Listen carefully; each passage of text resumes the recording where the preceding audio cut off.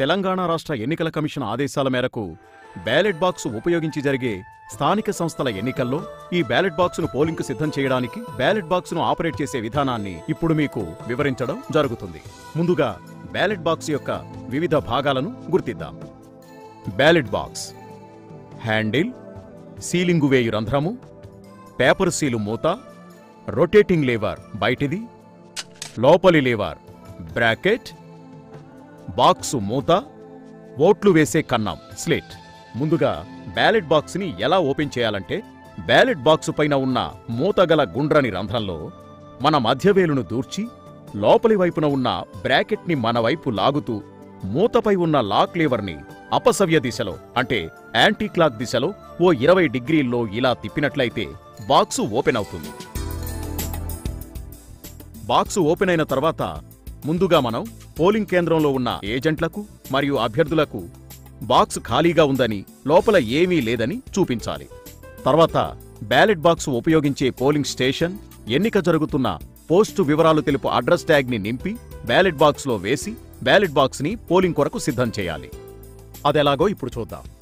ముందుగా పేపర్ సీల్ని తీసుకొని దానిపై గ్రీన్ కలర్ వైపు పోలింగ్ స్టేషన్ నంబర్, స్థానిక సంస్థల వివరాలు తెలుపు డిస్టింగ్విష్ మార్క్ అంటే ఈ గుర్తింపు మార్కుని గడిలో నుండి బయటకు స్పష్టంగా కనిపించినట్టుగా మధ్యలో వేసి దాని వెనుక భాగం అంటే వైట్ పార్ట్ గల దానిపై ఉన్న పేపర్ సీల్ నెంబర్ని పేపర్ సీల్ అకౌంట్ ఫామ్లో నమోదు చేసుకోవాలి. ఆ నెంబర్ను పోలింగ్ ఏజెంట్లకు, అభ్యర్థులకు తెలియజేసి వారు కూడా నోట్ చేసుకునే విధంగా చూడాలి.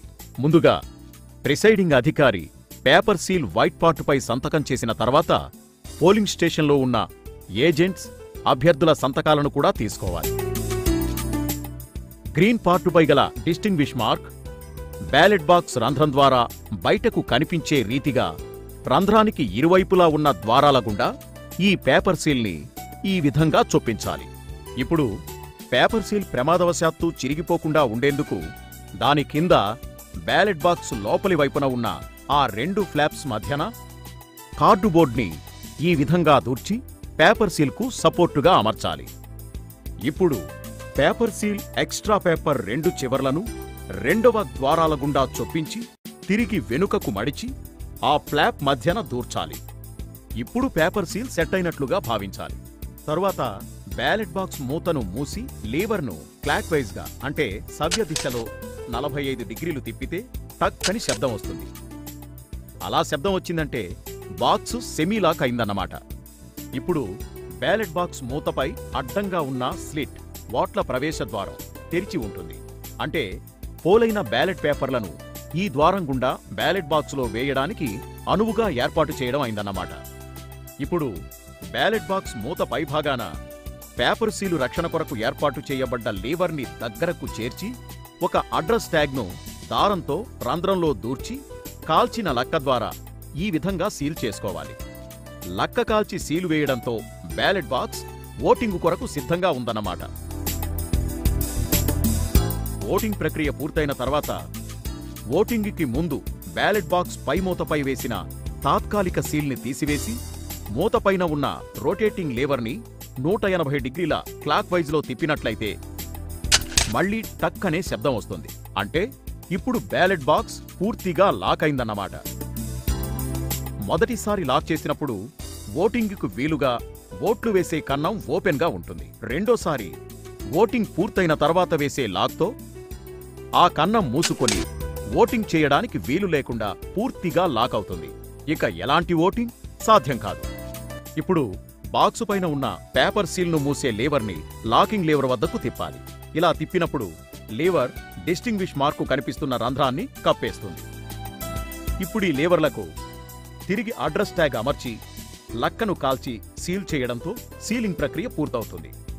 లక్క సీళ్లపై ప్రిసైడింగ్ అధికారి సీలుతో పాటు పోలింగ్ ఏజెంట్లు కూడా తమదైన సీలును వేసుకోవచ్చు. ప్రతి బ్యాలెట్ బాక్స్ పైన ఓటింగ్ జరిగే పోలింగ్ కేంద్రానికి సంబంధించిన పూర్తి వివరాలను తెలుపుతున్న మరొక అడ్రస్ ట్యాగ్ను ఉంచి తర్వాత బ్యాలెట్ బాక్స్ను ఒక క్లాత్ బ్యాగ్లో కానీ జూట్ బ్యాగ్లో కానీ ఉంచి నలుమూలలు కుట్టి లక్కతో సీల్ వేయాలి. ఆ బ్యాగ్పై కూడా అడ్రస్ ట్యాగ్ అతికించాలి. ఆ బాక్స్పై ఎన్నిక జరుగుతున్న స్థానిక సంస్థ code number, polling station number distinguish మార్కులో ఉన్న విధంగా స్కెచ్ పెన్నుతో పెద్ద అక్షరాలతో రాయాలి.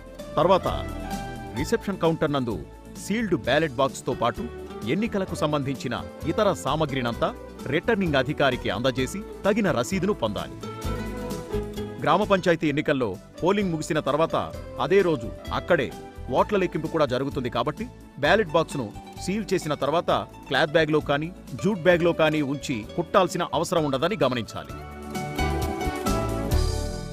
గ్రామ పంచాయతీగాక మిగతా ఎన్నికలు అనగా జెడ్పీటీసీ, ఎంపీటీసీ, మున్సిపల్ ఎన్నికల్లో క్లాత్ బ్యాగ్లో బ్యాలెట్ బాక్స్ను ఉంచి సీలు వేయవలెను.